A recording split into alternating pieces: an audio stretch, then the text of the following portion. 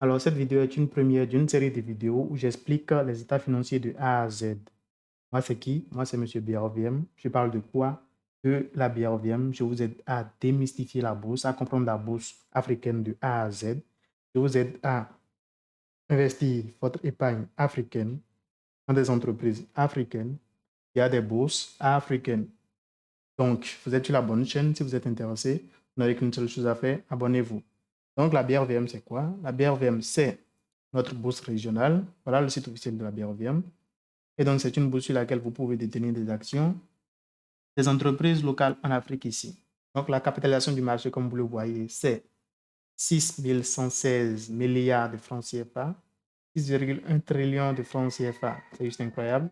Vous pouvez acheter des actions des filiales de BOA, de EcoBank, de NCA, de Sever.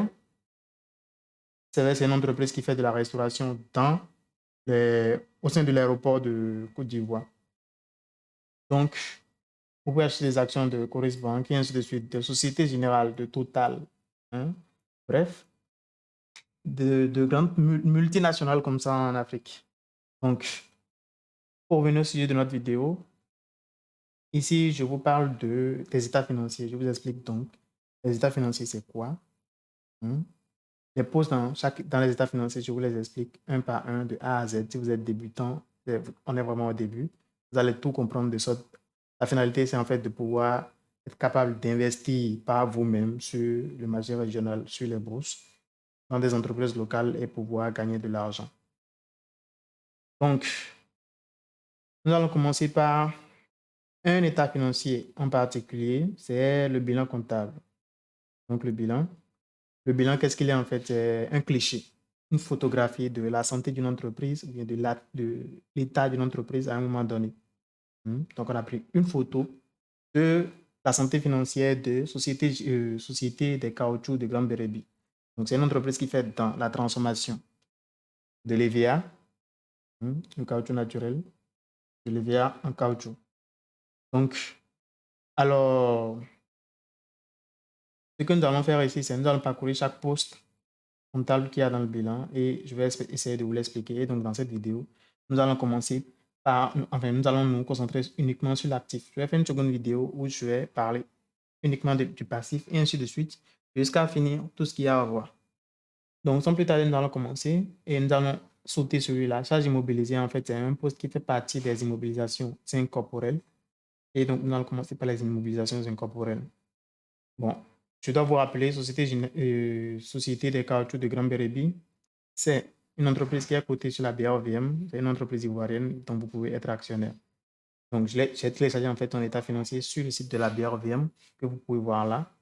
Donc, état financier de 2021, le dernier exercice comptable, je l'ai téléchargé et je l'ai ouvert ici, tout simplement. Alors, donc pour commencer, la colonne de l'actif du bilan, ça récapitule en fait tous les actifs comptables qu'une entreprise a. Et donc, au niveau de ce premier poste-là, les immobilisations incorporelles, ce que vous voyez là, en fait, c'est ce que ça récapitule. On va lire là. Les immobilisations incorporelles correspondent au capital immatériel des entreprises. Donc, des frais de recherche, de recherche et développement des concessions, des brevets et ainsi de suite. Donc, les immobilisations incorporelles, c'est des actifs. 2, c'est des actifs immatériels. Ce n'est pas des choses physiques que vous pouvez toucher. Et donc, vous vous demandez quelle chose pas physique qui peut rapporter de l'argent, mais justement, des frais de recherche et de développement. Donc, l'entreprise investit de l'argent pour faire des recherches et développement pour améliorer son produit. C'est un investissement, c'est une mobilisation incorporelle, c'est un exemple d'immobilisation incorporelle. Des brevets, par exemple, que l'entreprise a déposé donc pour protéger un certain savoir-faire. C'est une mobilisation incorporelle ou même la marque. Un produit que l'entreprise fait, donc qui a une certaine marque, cette marque-là a de la valeur. Parce que si je vous dis, aujourd'hui, par exemple, si je dis Nokia et si je dis iPhone, on voit tout de suite la différence. Il y a une marque qui a plus de valeur qu'une autre. Donc tout ça, en fait, c'est des actifs de l'entreprise. Donc voilà, immobilisation incorporelle, ce que ça veut dire. Immobilisation corporelle, qu'est-ce que ça veut dire? Donc, nous allons lire. Je vais fermer ça et nous allons lire là. Les immobilisations corporelles, c'est des actifs physiques que l'entreprise entend utiliser sur plus d'un exercice comptable. Donc, destiné à être utilisé par l'entreprise dans le cadre de son activité, ou à des tiers ou à des fins de gestion interne. Donc, c'est quoi? Les immobilisations corporelles, c'est aussi des actifs, à la différence que c'est des actifs physiques cette fois-ci. Des actifs qu'on peut toucher concrètement. On est d'accord? Donc, il peut s'agir, par exemple, de quoi? Il peut s'agir des terrains, donc des biens immobiliers, ou bien il peut s'agir de machines industrielles qui servent à faire de la transformation. Vous voyez? Ce genre de choses, ou bien il peut s'agir en fait des agencements et installations. Donc, je ne sais pas, un immeuble que l'entreprise a acheté ou même loué et dedans, ils ont acheté des choses physiquement pour améliorer le bien-être à l'intérieur du bâtiment. Donc, tout ça, c'est des choses concrètes, des choses concrètes qu'on peut toucher, c'est des investissements corporels. On passe au second poste, les autres immobilisations. En fait, ce qu'on met dans autres immobilisations très souvent, c'est quoi? C'est des immobilisations financières. Donc, ça correspond, vous pouvez le lire ici, aux actifs financiers de l'entreprise. Donc, les actifs financiers de l'entreprise, c'est quoi en fait? Les actifs financiers, c'est tout simplement des titres que l'entreprise a, des titres de participation ou d'obligation. Les titres de participation, c'est des actions que cette entreprise peut avoir dans d'autres entreprises qui sont peut-être ses filiales ou des succursales, ou bien c'est des titres d'obligation, donc des obligations, c'est-à-dire une autre entreprise ou un autre État a émis des obligations.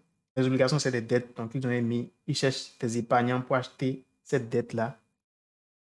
C'est-à-dire, par exemple, je prends le cas, une autre entreprise. Supposons qu'on est dans une entreprise X. Et donc, bon, ok, on est dans SOGB. On est dans SOGB. On est dans SOGB, là. Et donc, une autre entreprise, je dis au pif, je dis Sonatel. Sonatel veut, par exemple, faire des investissements pour construire enfin, pour acquérir de nouveaux équipements télécoms, pour améliorer son réseau, ainsi de suite. Et ils n'ont pas le cash. Donc, qu'est-ce qu'ils vont faire? Ils vont émettre des obligations. C'est-à-dire, ils vont dire sur le marché, nous voulons emprunter telle quantité d'argent et d'autres entreprises ou des particuliers vont chacun apporter leur part pour constituer ce capital qu'ils veulent là. Et ce que Sonatel a fait en retour, en fait, c'est de leur verser des retours sur investissement à chaque année, ce qu'on appelle des coupons. Des coupons. Donc, ce capital qu'ils apportent, en fait, que SOGB peut apporter, par exemple, c'est un investissement en obligation. Donc, SOGB détient des parts dans la dette de Sonatel. OK. Donc, voilà pour autre immobilisation. Alors, les stocks. Quoi? Les stocks, c'est plutôt, comment on dit? C'est plutôt évident. Les stocks, c'est des stocks au sein d'une entreprise. Donc, si l'entreprise, par exemple, fait de la transformation, comme c'est le cas ici, SOGB, qui transforme de l'EVA, ça peut être des stocks d'EVA. Donc, ça peut être des stocks de matières premières, donc l'EVA lui-même, ou bien des stocks en cours de produits, donc des produits qui sont déjà semi-transformés, qui sont un peu transformés, ou carrément des stocks de produits finis, donc des produits qui sont complètement transformés, donc des stocks. Alors, nous passons au poste suivant, c'est les créances et emplois assimilés. C'est quoi? Les créances et emplois assimilés, c'est tout simplement de l'argent qu'on doit à l'entreprise, donc de l'argent qu'on doit à SOGB, Société des caoutchoucs de Grande-Bérébie. Donc, comment c'est possible? C'est peut-être que l'entreprise a fait une certaine prestation de service ou a vendu des produits, mais on ne lui a pas payé cash. Donc, l'entreprise reste, d'autres entreprises restent devoir de l'argent à SOGB. Donc, ce dû-là, cette créance-là, c'est une certaine créance que SOGB a sur ces entreprises-là. Donc, de l'argent que SOGB va collecter plus tard sur ces entreprises-là. Donc, on passe au second poste, c'est le poste comptable de la trésorerie active. La trésorerie active, c'est quoi? Alors, on peut lire ça là. Ça désigne l'ensemble des liquidités détenues par une entreprise. L'ensemble des liquidités détenues par une entreprise au moment de l'établissement du bilan. Donc, c'est quoi? Pour faire simple, en fait, c'est tout le cash, tout l'argent en liquide que l'entreprise a sur elle au moment où on a fait ce bilan-là. Donc, ce bilan a été réalisé au 31 décembre 2021. Vous voyez? Donc, au 31 décembre 2021, l'entreprise OGB avait dans ses caisses ça comme trésorerie active. Donc, on peut lire le montant là, en fait. C'est tout ce qui est dans le tableau est en milliers de francs CFA. Donc, si je laisse ça, en fait, ça fait 1,3 milliard de francs CFA. Vous voyez? ou bien 1341 millions de francs CFA. Donc voilà. Ensuite, nous passons au dernier poste, c'est le poste des écarts de conversion actifs. Alors, les écarts de conversion actifs, c'est quoi? Nous allons lire là. Alors, il résulte, ces écarts-là, des fluctuations des taux de change. Donc, ils vont modifier la valeur en monnaie nationale des dettes. Donc, ça veut dire quoi concrètement? Ça veut dire l'entreprise est amenée en fait à faire des échanges avec des partenaires qui ne sont pas nécessairement, qui n'utilisent pas nécessairement les mêmes devises qu'elle.